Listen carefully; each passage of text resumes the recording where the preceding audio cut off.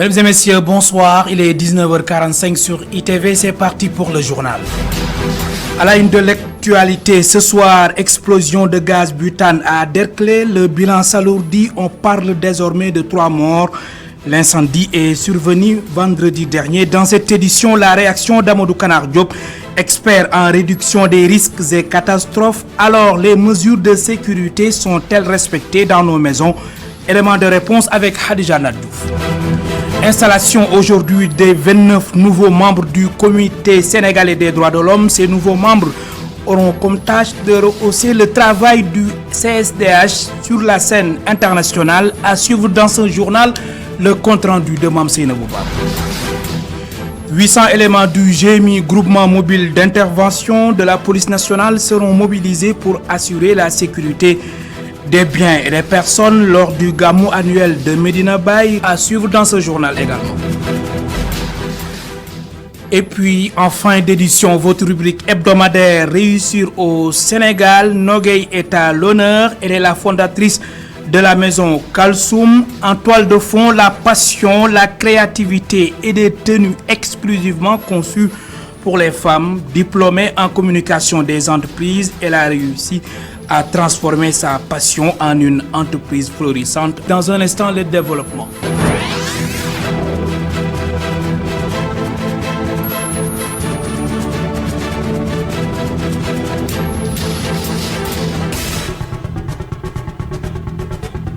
Bonsoir et bienvenue. 78e Assemblée générale des Nations Unies pour démarrer ce journal. Le discours du président de la République Macky Sall est très attendu ce soir. Le chef de l'État prendra aussi part au forum politique sur le développement durable. Au menu également un panel sur le financement du secteur de l'eau en Afrique. Nous y reviendrons. Je vous le disais, donc au sommaire, explosion de gaz butane à Derklé. Le bilan passe désormais à 3 morts. L'incendie est survenu vendredi dernier. C'est toujours la tristesse et la consternation. Ney Ante Diop et Cheikh Ahmed Tidiane Diouf. Un incendie a fait 2 morts et 9 blessés à Dieuppeul Derklé. Et c'est l'inquiétude et la tristesse chez les femmes de ménage. Ndeye Fatma invite les femmes qui utilisent le téléphone portable dans la cuisine à plus de prudence. On ne peut pas avoir un fourneau du gaz butane dans une cuisine en même temps et utiliser le téléphone. Chaque jour, on nous montre cela sur les réseaux sociaux. Je demande à toutes les femmes de ménage d'éviter l'utilisation des téléphones portables dans la cuisine. Selon Yolesen, toutes les femmes de ménage doivent être vigilantes avec le gaz butane.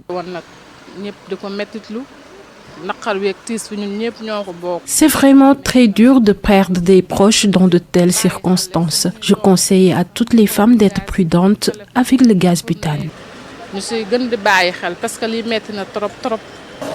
Cette dame donne des conseils et sensibilise les femmes sur les dangers liés à l'utilisation du téléphone et du gaz de butane Vraiment, c'est dur. Je prie pour que ma tante repose en paix. Ce n'est pas sûr. Même mon mari me mettait en garde la fois passée. Et c'est la vérité. L'explosion d'une bonbonne de gaz dans une maison a provoqué un incendie qui a fait 2 morts et 9 blessés. Dans une même famille, à Dieuppeul Derklé, c'est toujours l'émoi et la consternation dans ce quartier où les femmes de ménage sont inconsolables. Je vous le disais il y a quelques instants, le bilan de l'explosion de la bouteille de gaz survenue à Derklé s'alourdit avec le décès de l'un des 9 brûlés. On parle désormais de 3 morts. Amadou Kanar Diop, expert en réduction des risques et catastrophes, revient sur les causes potentielles de l'explosion d'une bouteille de gaz. Qu'est-ce qui peut causer l'explosion d'une bouteille de gaz? De 2 sortes, il y a 2 sortes. Soit dans les cuisines africaines, comme un fourneau incandescent à côté d'une bouteille de gaz. S'il y a une température de 400 à 500 degrés vers la bouteille, avec une pression d'environ 50 bars, la bouteille peut exploser. Donc il n'est pas conseillé de mettre côte à côte un fourneau incandescent et une bouteille de gaz. L'autre élément qui peut causer l'explosion d'une bouteille de gaz, c'est un défaut de fabrication. Si la soupape n'est pas bien fixée et qu'il y ait une fuite de gaz, une fois que vous mettez le feu au niveau du brûleur, le feu peut se propager au niveau du corps de la bouteille et l'exploser. Donc vérifiez avant d'utiliser une bouteille de gaz, vérifiez s'il n'y a pas de fuite. Comment? En ouvrant le robinet et voir que le gaz ne sort que par le brûleur. S'il n'y a pas de fuite, il n'y a pas de risque. Donc voilà les deux causes qui peuvent être à l'origine d'une explosion d'une bouteille de gaz, vraiment qui peut être extrêmement dramatique. Alors nous conseillons les familles de mettre ces boules d'extinctrice au niveau des cuisines et des appartements pour éviter ces catastrophes. Alors, les mesures de sécurité sont-elles respectées dans les maisons? Des explosions sont souvent constatées. La négligence est passée par là, pas d'extincteurs dans les maisons visitées par notre reporter. Certains utilisent même les méthodes traditionnelles. Reportage Khadija Nadjouf. Dans ces maisons à Mermoz, les mesures de sécurité laissent à désirer. Ici, pas d'extincteur, rien qui pourrait aider en cas d'incendie. Non, pas du tout. Tu sais, ici au Sénégal, c'est toujours médecin après la mort. On n'a pas d'instincteur. Et pourtant, ces familles à Mermoz sont conscientes des nombreuses explosions notées dans certaines maisons ces jours-ci, créant souvent des dégâts énormes. Et c'est parfois des problèmes de négligence. Les enfants ouvrent les bonbons de gaz et on ne s'en rend pas compte, sinon les bonnes aussi. C'est parfois ça, quoi. Récemment, j'en ai entendu parler à Derklé et aux HLM. J'en ai entendu parler hier dans notre groupe WhatsApp. On en a parlé et on demandait même de l'aide pour cette famille. À quelques pas, nous rentrons dans une autre famille. Ici, les mêmes problèmes se posent au niveau de la sécurité. Des explosions ont souvent eu lieu chez cette mère de famille, mais elle affirme avoir utilisé les méthodes traditionnelles pour s'en sortir.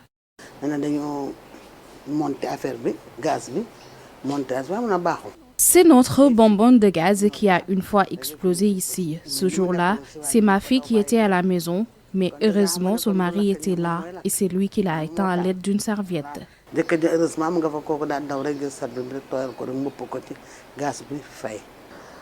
Hormis les bonbonnes de gaz qui provoquent souvent des problèmes de ce genre, cette mère de famille met aussi l'accent sur les téléphones portables.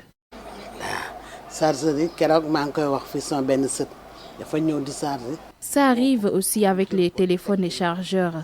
Ma petite fille, la fois passée, a branché son téléphone et était en même temps en communication, ce qui est dangereux car cela pourrait aussi être à l'origine d'une explosion.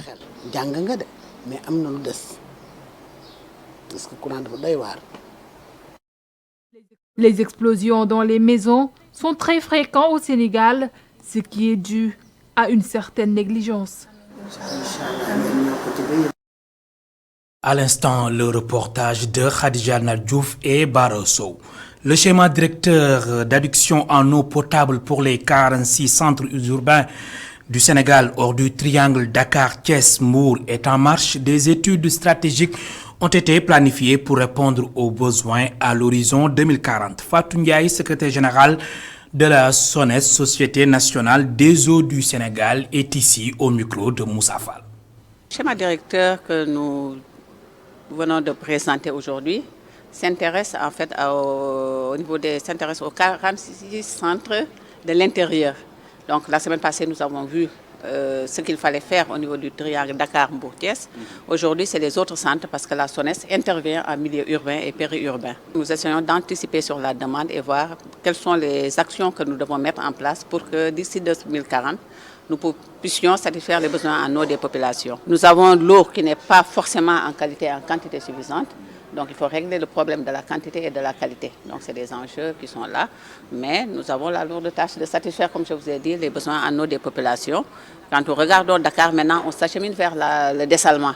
Donc nous regardons, nous continuons à mobiliser les ressources en eau souterraine et toute autre alternative que nous pouvons trouver sur place. La commune de Sébikotane a lancé son plan de développement communal. L'objectif de ce plan est de relever les défis du développement. Une commune en pleine mutation avec la proximité du pôle urbain de Diamniadio, de l'AIBD et le passage du train express régional. Aliou Pouy est le maire de la commune de Sébikotane. Il répond à Babacar Seck. Nous avons jugé nécessaire quand même de réunir tous les acteurs en compagnie de l'Agence régionale de développement de Dakar, qui est le bras technique des collectivités territoriales, pour procéder à l'élaboration d'un plan stratégique de développement, qui est aussi un outil, en tout cas, de discussion, de négociation avec les différents partenaires de la commune. C'est ce qui a motivé, en tout cas, cette séance de lancement, qui a regroupé quand même toutes les parties prenantes de la commune de Sébikotane et les partenaires aussi associés, parce que nous sommes dans une démarche participative et inclusive. La paix et la cohésion sociale, alhamdulillah, c'est un acquis que nous avons, mais que nous devons aussi préserver, parce que nous sommes une commune en proie à de profondes mutations liées à la proximité avec la capitale et de la ville de Diamniadio en pleine construction. Nous recevons énormément de demandes d'installation, d'habitation ici dans notre commune.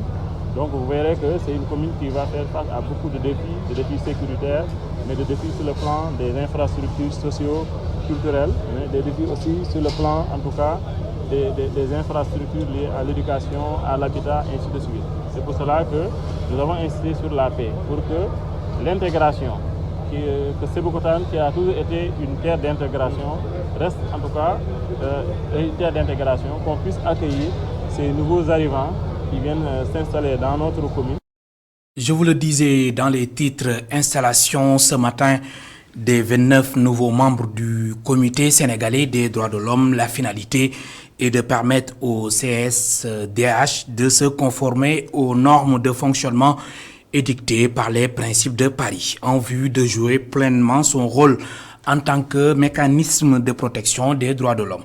Ces nouveaux membres auront comme tâche de relever le niveau du Comité sénégalais des droits de l'homme sur la scène internationale. Compte rendu, Mam Seynabou Babou et Cheikh Ahmed Tidiane Diouf. Les nouveaux membres du Comité sénégalais des droits de l'homme, à peine installés, ont la lourde tâche de tout faire pour permettre à ce comité de retrouver son statut d'antan. L'un des défis majeurs de cette structure est de quitter le statut B pour aller vers le statut A. Maintenant, pour retrouver ce statut A, il faut quand même des actions sur le terrain. Et comme vous le savez, nous avons aujourd'hui un avant-projet de loi qui est dans le circuit administratif et qui certainement va faire l'objet donc d'une adoption à court terme. Ce qui sera un premier pas parce que c'est extrêmement important pour retrouver le statut A d'avoir une loi qui soit conforme aux principes de Paris. Si jamais le Comité sénégalais des droits de l'homme arrive à relever ce défi, la protection des droits humains sera davantage renforcée dans le pays. Et cela nous permet donc de renforcer les actions sur le terrain parce que nous sommes en train de faire beaucoup d'actions sur le terrain. Mais cela également va faire de telle sorte que les partenaires techniques et financiers seront beaucoup plus motivés à s'engager auprès du Comité sénégalais des droits de l'homme en vue donc de diversifier nos actions sur le terrain, mais également en vue de nous accompagner pour une meilleure promotion et une meilleure protection des droits de l'homme dans notre pays. Président de la cérémonie, le garde des Sceaux promet l'accompagnement du gouvernement pour permettre au comité d'aller de l'avant. C'est pour cela que j'ai instruit mes services à travailler avec vous depuis le mois de mars 2023 pour revoir le projet de loi relatif à la Commission nationale des droits de l'homme du Sénégal pour se conformer aux principes de Paris. À ce jour, le projet est dans le circuit administratif pour validation et j'ai pu vous assurer que toutes les diligences seront menées pour son adoption. Le Sénégal veut plus que jamais renforcer la protection des droits de l'homme et pour ce faire, des réformes sont en train d'être faites. Mam Seynabou Babou, merci. Direction Kaolack, le guichet unique de financement plutôt, est une solution pour les PME, petites et moyennes entreprises. Objectif, accéder au financement des banques. Les chambres consulaires insistent sur la sensibilisation et sur l'importance du guichet unique de financement. Sékou Diallo Astumbaye. Les PME sont très souvent confrontés à des difficultés pour trouver des financements à travers les banques. Pour jouer un rôle de facilitateur, les chambres consulaires de Kaolack favorisent le guichet unique. Le guichet unique de financement qui a été élaboré par l'ADPME renforce vraiment les informations financières que les PME doivent vraiment donner aux institutions financières pour accéder au financement. Aujourd'hui, nous sommes là pour sensibiliser les PME, vraiment pour mieux se formaliser. Parce que souvent, nos TPE, PME pensent que la formalisation se limite à avoir juste au NINEA. Non, la formalisation, c'est un processus. Une session de formation très bénéfique chez les participants a été organisée par la Chambre de commerce de Kaolack. Parce que moi, comme je dis, j'étais dans le secteur informel, donc avec l'appui de la Chambre de commerce. Et quand je commence à fréquenter la Chambre de commerce, j'ai vu que j'avais toutes les difficultés pour accéder au financement. Parce que j'ai eu à faire beaucoup de demandes de crédit, mais je n'avais pas tout le temps des réponses positives. Donc, avec la fréquentation de la Chambre de commerce et les formations que nous subissons ici, ça nous a permis d'accéder facilement au financement. La formalisation des entreprises est la meilleure façon de les accompagner pour avoir accès au financement, selon le directeur financier de la Chambre de commerce de Kaolack. À l'instant, Sekou Diallo, notre correspondant permanent à Kaolack. Kaolack, nous y sommes et nous y restons. Gandiaye digitalise la municipalité. Un forum initié par le maire a regroupé l'ensemble de l'écosystème du digital de la commune. Le forum digital de Gandiaye avait pour thème le digital, un levier de développement des territoires. Pape Sondé Diop est le maire de la commune de Gandiaye. Ses propos sont recueillis par Sekou Diallo et Astoumaï. Nous avons organisé ce forum qui s'appelle FODIGA, le forum du digital de Gandiaye, qui se passe à Gandiaye, mais qui en réalité est un forum qui s'adresse au pôle Sine Saloum. Nous avons comme thème le digital comme levier de développement des territoires. Nous avons vu que nous, exécutifs territoriaux, nous les maires, nous devons nous adapter aux nouveaux outils. Et le digital aujourd'hui est incontournable. On est digital ou on ne l'est pas. C'est la raison pour laquelle, en vertu des compétences transférées, nous voulons, dans nos territoires, digitaliser tous les process de gestion des communes. Et ceci aussi en intercommunalité et en faisant revivre le pôle Sine Saloum, qui devrait être d'abord un pôle économique avant d'être un pôle administratif. Donc on en est à la première phase et nous n'avons pas pu faire seul ce FODIGA. Nous avons été appuyés par des partenaires, mais aussi les universités, parce que le FODIGA est le FODIGA des jeunes. Nous adressons les problèmes d'employabilité et d'emploi des jeunes parce que le digital est une niche énorme d'emploi pour les jeunes. C'est la raison pour laquelle nous avons tenu à organiser ce forum du digital de Gandiaye qui regroupe l'ensemble de l'écosystème digital du Sénégal et au-delà. 800 éléments du GMI, groupement mobile d'intervention de la police nationale, seront mobilisés pour assurer la sécurité des personnes et des biens lors du Gamou annuel de Medina Baye. L'ONAS, l'Office national de l'assainissement du Sénégal et d'autres services étatiques sont à pied d'œuvre afin de limiter les désagréments causés par les eaux pluviales dans la cité de Medina Baye. Selon le ministre de l'Intérieur, Antoine Félix Diome a présidé la réunion nationale consacrée aux préparatifs du Gamou international de Medina Baye. C'était en présence aussi de Cheikh Mohamed Maï Cissé, porte-parole du Khalife général de Medina Baye. Écoutons Antoine Félix Diome, ministre de l'Intérieur. Il est ici au micro de Sidignan. L'occasion nous a été donnée à travers cette réunion de passer en revue tous les domaines intéressant l'organisation du Gamou. Nous savons que nous sommes en période d'hivernage où le principal point d'attention concerne l'évacuation des eaux pluviales. L'ONAS ainsi que les autres services impliqués de l'État que sont la DPGI mais aussi la Brigade nationale des sapeurs-pompiers sont à pied d'œuvre depuis l'organisation du CDD en passant par le CRD et cela va se poursuivre jusqu'à la date du 27 prochain sous la coordination du gouverneur.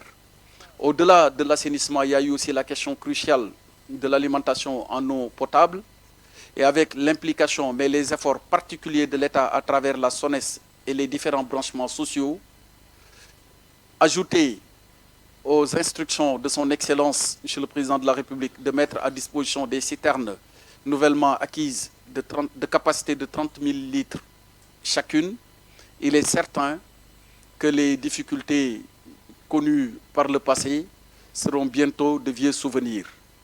Les autres domaines aussi, on pourrait les citer, ont été passés en revue et à chaque fois qu'une difficulté a été posée à travers les échanges et les solutions proposées, une décision a été prise pour qu'ensemble, nous puissions réussir une parfaite organisation du Gamou de cette édition de 2023. Le collectif des techniciens de la presse audiovisuelle a présenté ce matin ses condoléances au groupe E-Media Invest suite au décès de Ramatoulaye Sall Diop, réalisatrice à ITV. Cette rencontre a pris une dimension plus large, offrant l'opportunité d'échanger avec la direction sur des projets à venir et les possibles collaborations à envisager. Papis Diakhaté est le secrétaire général du collectif des techniciens de la presse audiovisuelle. On était venu pour présenter nos condoléances au niveau de la maison E-Media pour le décès de Ramatoulaye Sall. En fait, c'est une des membres du CTPAS, le collectif des techniciens de la presse audiovisuelle, et c'était la moindre des choses. Nous en avons aussi profité pour discuter avec la direction de la maison, des projets et autres possibilités qu'il y avait de collaborer entre les techniciens ainsi que les membres du collectif.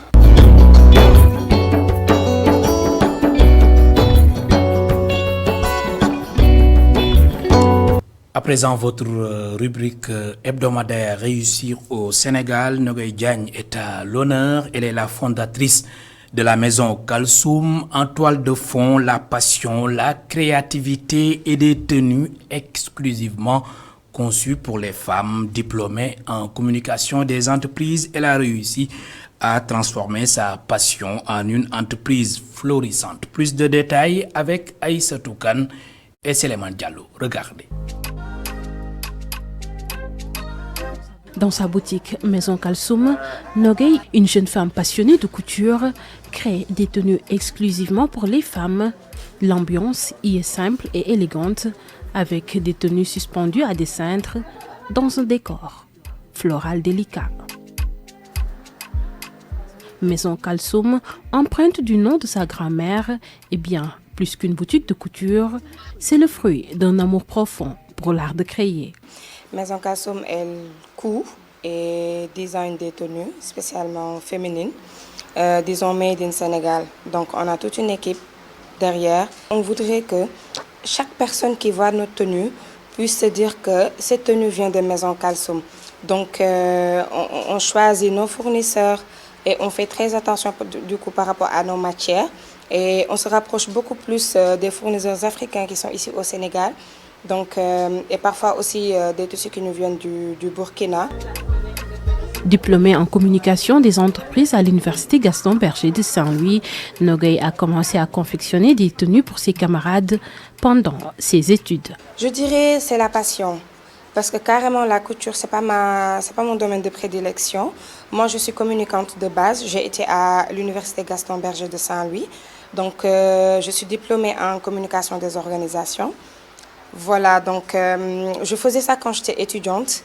Je vendais des tenues à mes camarades de classe qui ont bien apprécié. Maintenant, j'ai évolué dans la vente en ligne que j'alliais avec mon travail, c'est-à-dire une communicante. J'étais dans quelques entreprises de la place. Ce qu'on va dire, c'est qu'au moment de ma grossesse, on a arrêté mon contrat. Donc, après mon accouchement, j'ai tout bonnement décidé de me consacrer carrément à la boutique, étant donné que déjà c'est ma passion depuis toute petite. En 2017, elle a lancé ses ventes en ligne sous le nom de Ladies Corner. C'est récemment qu'elle a ouvert sa propre boutique Maison Kalsoum. Malgré les responsabilités familiales et les défis du monde entrepreneurial, elle parvient à s'en sortir. Tout dans la vie, en fait, c'est une question d'évolution. C'est-à-dire que tu vendais en ligne, tu as lié ça avec ton travail, donc tu avais un salaire. Maintenant, quand tu arrives à un niveau où tu arrives à t'en sortir sans salaire fixe, c'est-à-dire que tu as des revenus de base, tu peux arriver à payer ta location, tes charges personnelles, et tu n'as pas besoin d'aller faire un prêt ou d'emprunter par-ci, par-là. Moi, je dirais, ça va, c'est pour un début, la boutique n'a même pas encore fait 1 an. Et alhamdoulilah, on commence à ajouter notre pierre à l'édifice. Maintenant, les gens ils commencent à nous connaître et ils apprécient notre travail. Donc, quand tu vends 2 tenues par jour et que maintenant ça a évolué, donc c'est normal que tu arrives à t'en sortir. C'est comme un iceberg en fait, parce que j'ai des amis, mon mari, ma famille, qui sont tous impliqués dans la réussite de la boutique. Le chemin dans le monde de l'entrepreneuriat n'a pas été facile pour Nogaye, mais sa détermination et son amour pour la couture l'ont guidé à travers les épreuves. Tous les jours. Je dirais tous les jours, tu te couches ou tu te réveilles, tu te dis non, c'est mieux, j'arrête. Parce que c'est pas évident. C'est pas évident du tout. Le revenu n'est pas fixe. Tu as des charges. Tu es considéré comme leader, donc tu as une entreprise à faire marcher, tu as des employés, tu as des charges personnelles, la location par exemple, l'achat des tissus, tout ça. Donc c'est pas évident. Tu te dis que non, c'est pas le moment de laisser tomber parce qu'on a galéré quand même pour en arriver là. On nous a arnaqués, on a mangé notre argent, c'était difficile avec les tailleurs. Au début, peut-être, on ne maîtrisait pas le marché. Donc, moi, je me dis que ce n'est que le début du commencement. À travers sa simplicité et son élégance, Nogaye continue de tisser les liens uniques entre les femmes et la mode, une aventure qui montre que la passion peut surmonter tous les défis. Nogaye Diagne Cissé, fondatrice de la maison Kalsoum, était à l'honneur ce soir dans votre rubrique hebdomadaire Réussir au Sénégal, réalisée par Aïssatou Kane, Souleymane Diallo. Mesdames et messieurs, c'est la fin de ce rendez-vous avec l'actualité. Merci de nous avoir suivis. Bonsoir.